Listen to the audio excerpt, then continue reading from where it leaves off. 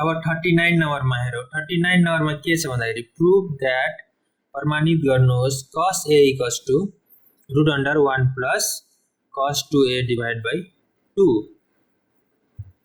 अब हामी यसमा RHS लिन्छौँ। RHS हाम्रो कति छ भन्दा 1 plus cos 2A छ।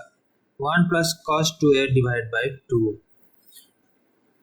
त्यसैगरी हामीलाई के थाहा छ भन्दाखेरि cos 2A equals to 1 minus 2 sin square A equals to 2 cos square A minus 1 equals cos square A minus sin square A।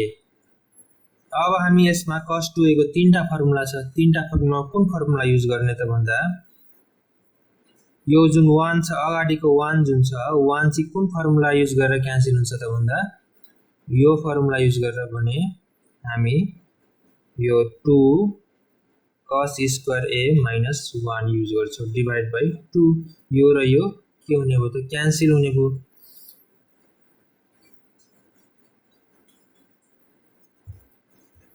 Cancel भइसकेपछि बाँकी के बच्ने भयो त हामीसँग 2 cos square A divided by 2। यो र यो क्यान्सल हुने भयो। 2 र 2 क्यान्सल भइसकेपछि अब हामीलाई के बच्ने भयो भन्दा cos square A बाँकी बच्ने भयो। स्क्वायर र रुट क्यान्सल भयो। बाँकी कति बच्यो त cos A। hence LHS equals RHS proved।